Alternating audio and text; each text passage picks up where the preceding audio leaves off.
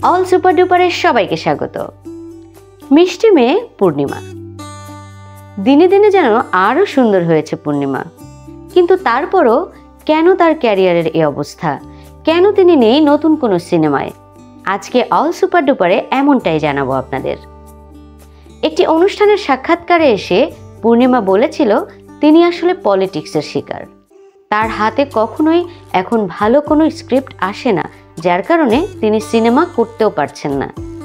আর যে স্ক্রিপ্টগুলো আসে সেগুলো ওটিটি প্ল্যাটফর্মের জন্য আসে, সেগুলোতে কিছু আপত্তিকর সিন থাকে, দৃশ্য থাকে, এই জন্যে তিনি ওসব স্ক্রিপ্ট নিয়ে কাজ করতে পছন্দ করেন না।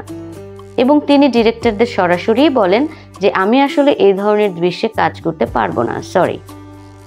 যার কারণে তিনি দিনে দিনে হারিয়ে যাচ্ছেন সিনেমা থেকে। নায়িকা পূর্ণিমা বেশ অভিমান করেই বলেন, বাইরের দেশগুলোতে আমরা দেখি নায়িকার যতই বয়স হয়ে যাক কিংবা নায়কের যতই বয়স হয়ে যাক, সেই নায়ক কিংবা নায়িকাকে ঘিরেই একটি স্ক্রিপ্ট লেখা হয়, সিনেমা করা হয় এবং সেগুলো বেশ সুপার ডুপার হিটও হয়। কিন্তু আমাদের দেশে তেমনটা হয় না। একটু বয়স বেড়ে গেলেই দেখা যায় নায়িকারা আস্তে আস্তে সিনেমা থেকে পিছিয়ে পড়ে।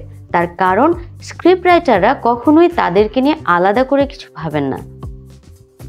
পূর্ণিমা বলেন যে এখন আমি শুধু না, আমার মতো এরকম আরও অনেক নায়িকারা আছেন যারা আসলে বর্তমানে কাজ পাচ্ছেন না, কারণ তারাও পলিটিক্সের শিকার। আর এত বেশি নতুন লোকজন ঢুকেছে এই ইন্ডাস্ট্রিতে, যার কারণে আসলে মেধার যে যোগ্যতার যে মূল্যায়ন সেটা সেভাবে হচ্ছে না, কিংবা অভিজ্ঞতার মূল্যায়নটা সেভাবে হচ্ছে না।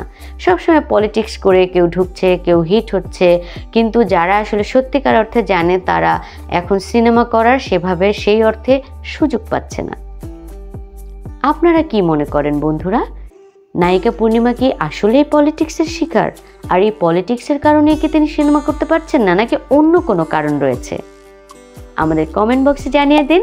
সবাই ভালো থাকুন, সুস্থ থাকুন, আর আমাদের ভিডিও ভালো লাগলে লাইক, কমেন্ট এবং শেয়ার করুন, আর সাবস্ক্রাইব করতে কিন্তু ভুলবেন না।